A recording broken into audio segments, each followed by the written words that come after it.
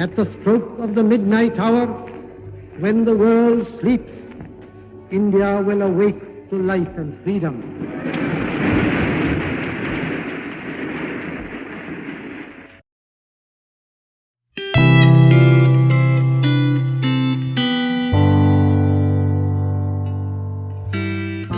अगस्त 1947 में 200 साल के ब्रिटिश शासन के बाद भारत को आज़ादी मिली।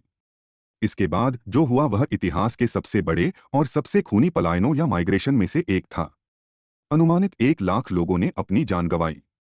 ब्रिटिश कॉलोनाइजेशन से पहले भारतीय उपमहाद्वीप क्षेत्रीय राज्यों का एक टुकड़ा था, जिसे हिंदुओं, मुसलमानों, सिखों, जैनियों, बौद्धों, ईसाइयों, पारसियों और यहूदियों द्वारा आबादी वाले रियासतों के रूप में जाना जाता था।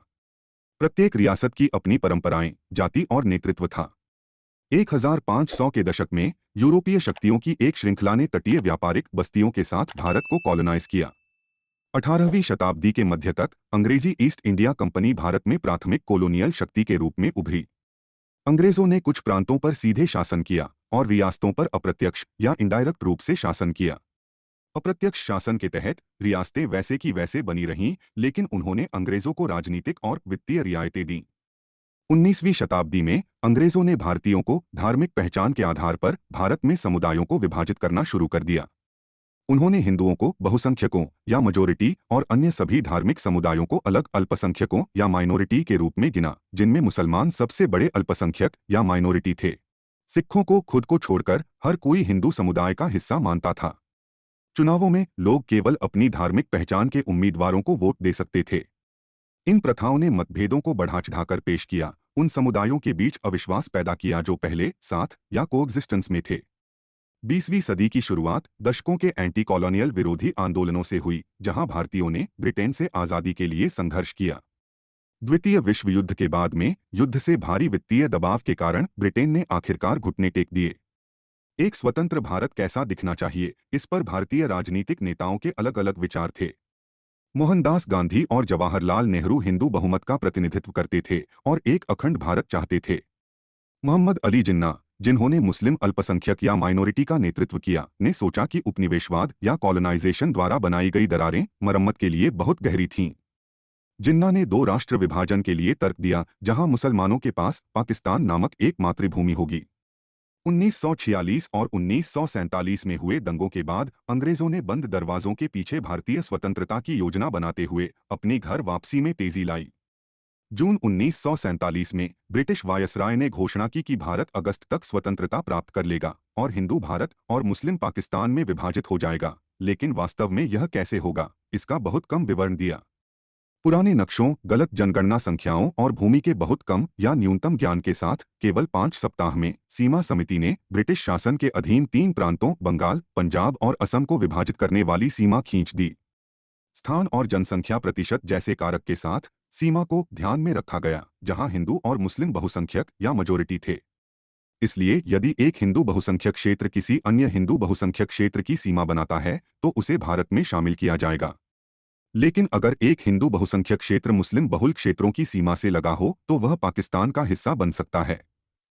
सीमा पर अपनी नियंत्रण खोते हुए रियासतों को इस प्रक्रिया में नए राष्ट्रों में से किसी एक को चुनना था।